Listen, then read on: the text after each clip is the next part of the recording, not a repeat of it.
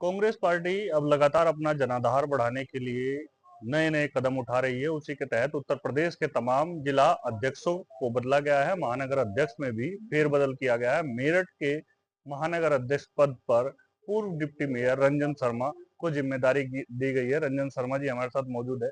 रंजन भाई, बड़ी जिम्मेदारी दी है कांग्रेस पार्टी ने, राहुल गांधी जी ने, सोनिया गांधी जी ने बड़ी जिम्मेदारी आपको दी है। किस तरीके से निभाएंगे और कैसे जो पार्टी का लगातार स्तर डाउन होता जा रहा है उसको कैसे बढ़ाने का काम करेंगे?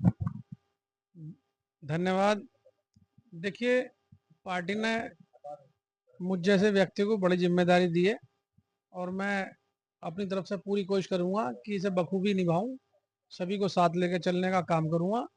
सभी वर्गों को साथ जोड़ने का काम करेंगे। सभी को इसमें समायोजित करेंगे और सभी को साथ लेकर के संगठन को मजबूत करने का काम करेंगे।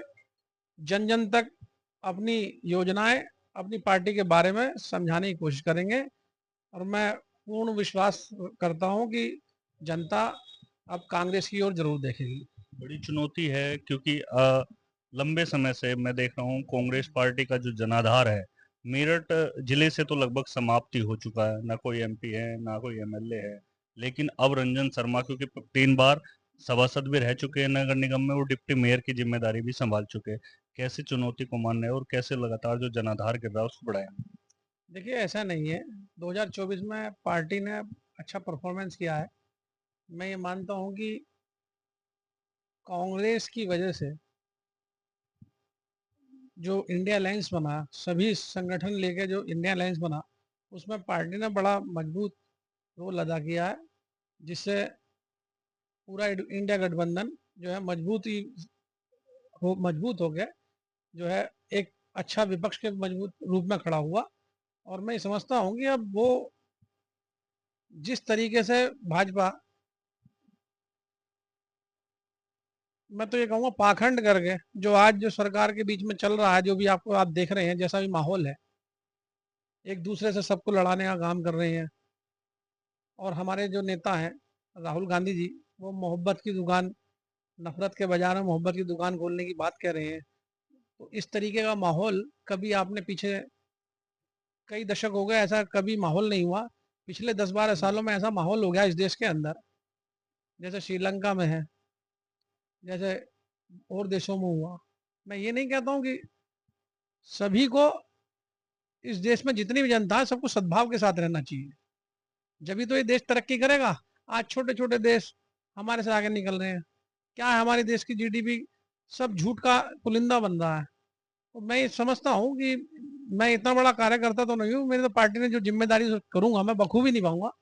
और मैं समझता हूँ कि अब पार्टी 2029 में और 27 में अच्छी प्रोग्रेस करेगी और हम सरकार बनाएंगे। सरकार बनाएंगे 2027 में और 29 में। लेकिन आप देख रहे हैं, आप वर्तमान की अगर राजनीति की बात करें तो औरंगजेब को लेकर तरह तरह के दावे किए जा रहे हैं। आप कितना सही समझ रहे हैं इसको? देखिए, मैं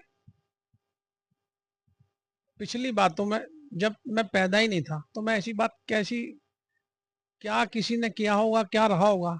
मुगल शासन कर गए, आज उतर गए। अंग्रेज शासन कर गए, उतर गए। जब अंग्रेजों से लड़ाई लड़ी गई, जो इतिहास बताता है, जब देश को आजाद करने की लड़ाई लड़ी गई तो सभी वर्गों ने उसमें हिस्सा लिया। ऐसा है नहीं कि मतलब कि एक ही हिस्से, एक सिर्फ हमने लड़ाई करी, सभी वर्गों ने हिस्सा लिया। और जो उनके मुखबर थे, उनके दलाल थे, आज वही हमें सिखा रहे हैं। आज वही हमें सिखा रहे हैं कि किस तरीके से देश चला जाता है। देश पूरी तरह से पटरी से उतर चुका है। पूरे वर्ल्ड में आप पता करो तो देश की स्थिति क्या है। सिर्फ हिंदू मुसलमान को लेकर देश में राजनीति हो रही है और कोई राजनीति ऐसी नहीं है। मेरा मानना तो यह है कि आज जो हमारी, अब जो हम, आज ये पार्टी ने मुझे जिम्मेदारी दी है, तो बूथ स्तर तक हम लेकर लोग बागों को जाएंगे, अपनी पार्टी का कार्यकर्ता खड़ा करेंगे। और मैं विश्वास करता हूं कि 2027 में पार्टी बहुत अच्छा प्रदर्शन करेगी। बहुत बहुत धन्यवाद। ये थे नवनियुक्त महानगर अध्यक्ष रंजन शर्मा। बड़ा दावा कर रहे हैं कि बूथ स्तर पर हम पार्टी को मजबूत करने का काम करेंगे और 2029 और 27 को लेकर भी जीत के बड़े दावे करते हुए नजर आ रहे हैं। मैं अपने सहयोगी के साथ राजू शर्मा, के न्यूज इंडिया, मेरठ।